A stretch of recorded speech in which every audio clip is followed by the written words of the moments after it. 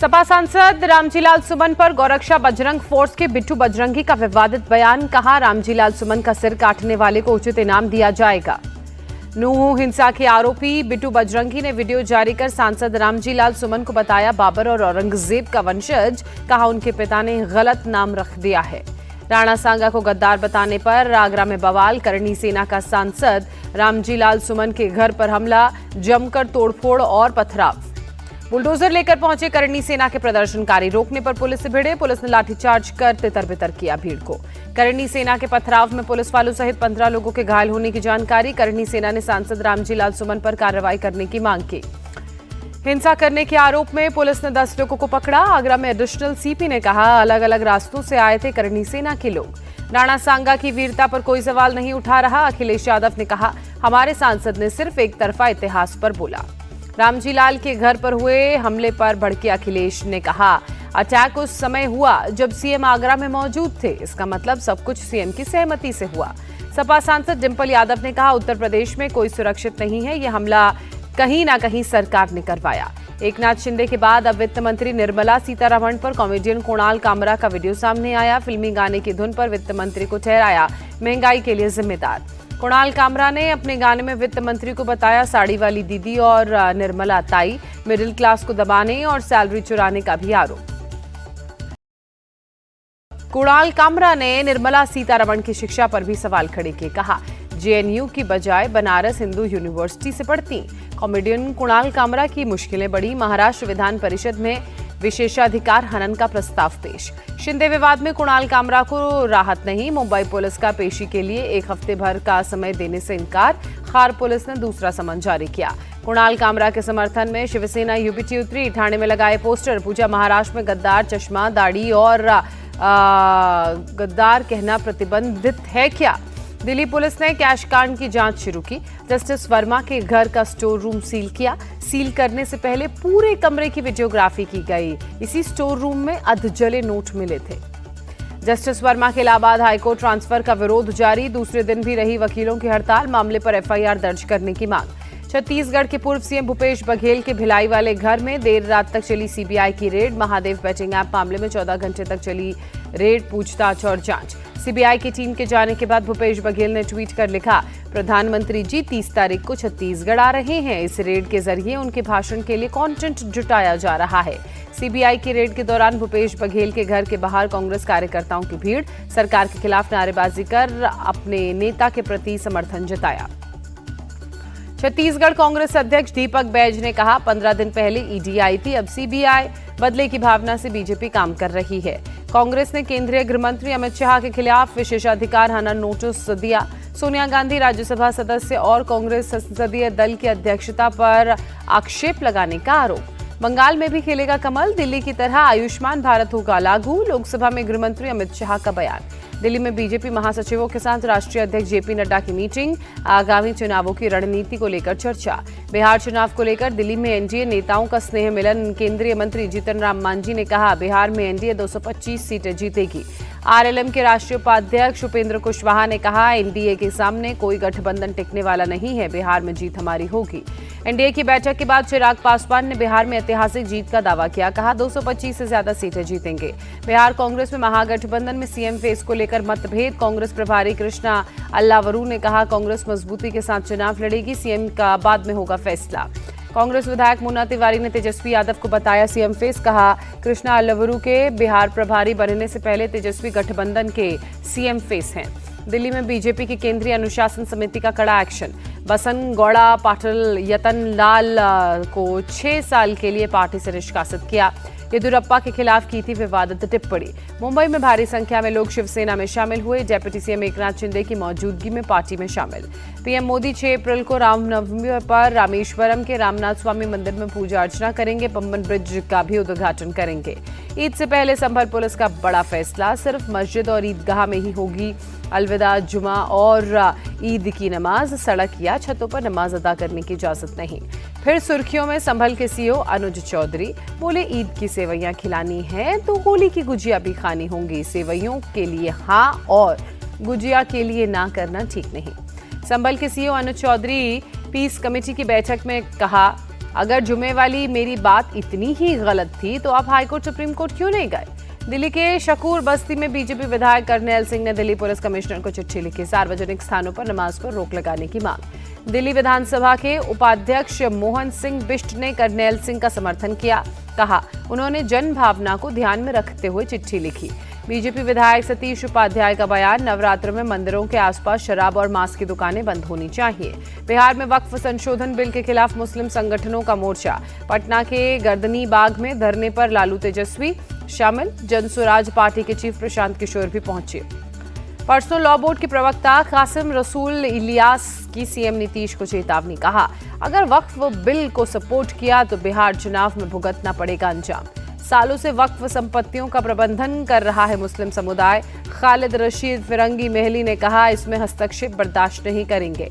तेजस्वी यादव ने वक्फ संशोधन बिल को असंवैधानिक बताया। कहा सत्ता रहे या जाए इसका विरोध करते रहेंगे। ओवैसी की पार्टी के नेता अख्तरुल नीलाम ईमान भी प्रोटेस्ट में शामिल हुए। कहा मोदी सरकार ने मुसलमानों का जीना मुहाल किया, इस काले कानून को मंजूर नहीं करेंगे। केंद्रीय मंत्री जीतन राम मांझी का विपक्ष पर निशाना। कहा वक्फ बिल की आड़ में ये लोग सांप्रदायिकता फैला रहे हैं। पीएम मोदी सर्वधर्म समभाव की बात करते हैं। वक्फ बिल के खिलाफ प्रदर्शन पर बीजेपी ने नाराजगी जताई। तरुण चुग ने कहा कुछ लोग गरीब मुसलमानों के हित की बजाय भू माफियाओं की कठपुतली बने। कोलकाता में बीजेपी एमपी ज्योतिर्मय सिंह महतो ने गवर्नर को चिट्ठी लिखी। कहा राज्य प्रायोजित डेमोग्राफिक हेरफेर की जांच हो। बागेश्वर धाम के पीठाधीश्वर पंडित धीरेन्द्र शास्त्री ने फिर की हिंदू राष्ट्र की अपील। मेरठ में कहा हिंदुत्व से आएगी सनातनी एकता, तृतीय विश्व युद्ध से बचाने के लिए हिंदू राष्ट्र जरूर बाकी है। आवारा पशुओं की वजह से हैदरपुर फ्लाईओवर पर रुका सीएम का काफिला। रेखा गुप्ता ने पशुओं को सही जगह शिफ्ट करने के निर्देश जारी किए। दिल्ली में प्राइवेट स्कूलों की मनमानी पर सख्त, सरकार किताबों यूनिफॉर्म खरीद को लेकर आदेश। विशेष दुकानों और संस्थानों से खरीद के लिए अभिभावकों को बाध्य न करे स्कूल। जम्मू कश्मीर के रामबन जिले में नवयुग सुरंग की दीवार से टकराकर एक बस पलटी। हादसे में 12 यात्री घायल। पुलिस के मुताबिक जम्मू से श्रीनगर जा रही थी बस। घायलों को काजीगुंड अस्पताल में इलाज के लिए भर्ती करवाया गया। जम्मू कश्मीर के कठुआ में सुरक्षा बलों का सर्च ऑपरेशन जारी। डीजीपी नलिन प्रभात ने हीरानगर इलाके में जाकर अपडेट लिया। जम्मू कश्मीर के बारामूला में आतंकियों के ठिकानों का भंडाफोड़, हथियार और विस्फोटक किए गए बरामद। उत्तर प्रदेश के मुजफ्फरनगर में पुलिस के साथ मुठभेड़ में 6 साल की बच्ची के साथ रेप का आरोपी सराफत घायल। पुलिस ने किया गिरफ्तार। पुलिस ने आरोपी सराफत के पास से एक तमंचा और 2 कारतूस बरामद किए। फिलहाल सराफत से पूछताछ जारी। तेलंगाना में भद्रांचलम में एक निर्माणाधीन 6 मंजिला इमारत दही। करीब 6 लोगों के मलबे में फंसे होने की आशंका। एसडीआरएफ, फायर ब्रिगेड और पुलिस की टीम राहत और बचाव कार्य में जुटी। इमारत के डिजाइन और निर्माण की गुणवत्ता में खामी को बताया जा रहा है हादसे का कारण। अधिकारियों के मुताबिक बिना इजाजत हो रहा था निर्माण। पुलिस बिल्डर और मालिक की तलाश में जुटी। कोलकाता में साइबर क्राइम के खिलाफ पुलिस का एक्शन। धोखाधड़ी करने वाले 3 लोगों को गिरफ्तार किया गया। अवैध तरीके से चला रहे थे कॉल सेंटर। भारी संख्या में कंप्यूटर और फोन जब्त। अपराधियों से कैश भी किया गया बरामद। हरियाणा के नूंह से 15 साइबर अपराधी गिरफ्तार। सोशल मीडिया पर फर्जी विज्ञापन देकर करते थे धोखाधड़ी। यूपी के मऊ में ऊर्जा एवं नगर विकास मंत्री अरविंद कुमार शर्मा के कार्यक्रम में कटी बिजली। अंधेरे में मोबाइल की रोशनी में चप्पल खोजते नजर आए ऊर्जा मंत्री। योगी सरकार के 8 साल के कार्यकाल के मौके पर आयोजित 3 दिवसीय विकास उत्सव में आए थे ऊर्जा मंत्री। हनुमान घाट सहित पूरे बांध रोड पर घंटों बिजली गुल रही। बिजली विभाग के 4 अधिकारियों पर एक्शन लिया गया। 2 अधिकारी सस्पेंड किए गए जबकि 2 को नोटिस भेजकर बिजली विभाग ने जवाब मांगा।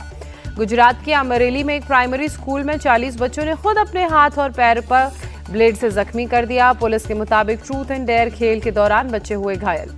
सीसीटीवी से हुआ पूरे मामले का खुलासा। एक बच्चे ने बाकी बच्चों को दी थी अपने हाथ पर ब्लेड मारने की चुनौती। बच्चों ने शार्पनर के ब्लेड से अपने हाथ पर कट लगाया।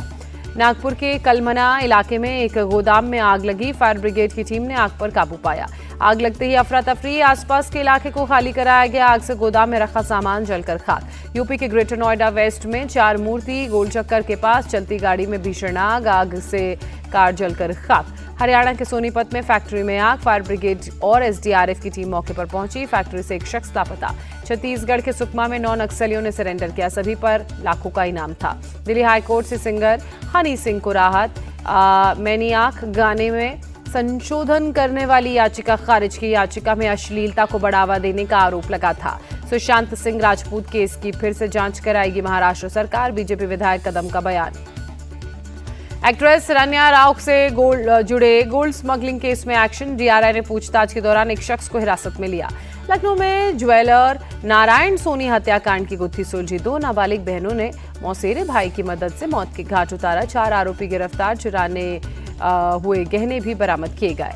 ज्वेलर ने ब्याज के रकम न चुकाने पर शारीरिक संबंध बनाने की मांग की थी। पुलिस पूछताछ में नाबालिग लड़कियों ने दावा किया। कांग्रेस के राज्यसभा सांसद इमरान प्रतापगढ़ी की इफ्तार में दिखा इंडिया गठबंधन, राहुल गांधी, मल्लिकार्जुन खड़गे, जया बच्चन, धर्मेंद्र यादव और संजय सिंह शामिल हुए। लखनऊ में सीएम योगी के आवास पर हुई एनएसजी की security mock drill, NSG, police, fire brigade और मेडिकल टीम ने लिया हिस्सा। भारत चीन संबंधों पर खुलकर बोले विदेश मंत्री डॉक्टर एस जयशंकर, कहा विवादों के बीच हमने कूटनीतिक पहल को बढ़ावा दिया। विदेश मंत्री ने 1962 और 2020 के युद्ध को भी याद किया, कहा जंग से दोनों देशों को नुकसान हुआ मगर अब बॉर्डर पर हालात सामान्य हैं। सेना को जल्द मिलने वाली है आर्टिलरी गन और high mobility vehicle, defence ministry ने 6900 करोड़ रुपए की डील साइन की। बेंगलुरु में छत्तीसगढ़ इन्वेस्ट कनेक्ट का आयोजन, सीएम विष्णुदेव साय ने उद्योग जगत की हस्तियों के साथ बैठक की, 3700 करोड़ रुपए के एमओयू पर हस्ताक्षर। सीएम विष्णुदेव साय ने निवेशकों को भरोसा दिया, कहा सिंगल विंडो क्लियरेंस की सुविधा सरकार देगी, उद्योगों में सरकारी हस्तक्षेप कम से कम रहेगा। नवरात्र और रामनवमी के लिए अयोध्या पुलिस प्रशासन तैयार, एसएसपी ने कहा मुख्यालय से अतिरिक्त पुलिस बल की मांग की। श्रीनगर का ट्यूलिप गार्डन एक बार फिर से खुला, देखने के लिए उमड़े पर्यटक। इस बार 74 किस्म के 17 लाख ट्यूलिप लगाए गए। इस साल आग उगलेगा आसमान, मौसम विभाग ने डबल हीट वेव की चेतावनी दी, लोगों को सतर्क रहने के लिए कहा। अमेरिकी राष्ट्रपति डोनाल्ड ट्रंप ने आयातित वाहनों पर 25% टैरिफ का ऐलान किया, टैक्स रेवेन्यू में $100 बिलियन की बढ़ोतरी की भी उम्मीद जताई। अमेरिका ने सिग्नल चैट में किसी क्लासिफाइड जानकारी से इनकार किया। व्हाइट हाउस की प्रेस सचिव कैरोलिन लेविट ने कहा सिग्नल ग्रुप चैट की सामग्री गोपनीय नहीं थी। आईपीएल में सनराइजर्स हैदराबाद का लखनऊ सुपर जायंट्स से आज मुकाबला, हैदराबाद में दोनों टीमें आमने सामने होंगी, शाम 7:30 बजे शुरू होगा मैच। आईपीएल के छठे मैच में कोलकाता नाइट राइडर्स ने राजस्थान रॉयल्स को 8 विकेट से हराया। केकेआर ने सीजन की पहली जीत दर्ज की, राजस्थान रॉयल्स को दूसरी हार मिली। राजस्थान रॉयल्स ने 9 विकेट खोकर 151 रन बनाए। कोलकाता नाइट राइडर्स ने 15 गेंद शेष रहते मैच जीता। सनराइजर्स हैदराबाद के पूर्व कप्तान केन विलियमसन ने अभिषेक शर्मा की तारीफ करते हुए कहा अभिषेक के पास शानदार बैटिंग स्विंग है, मैदान में चारों तरफ स्कोर करने की क्षमता भी।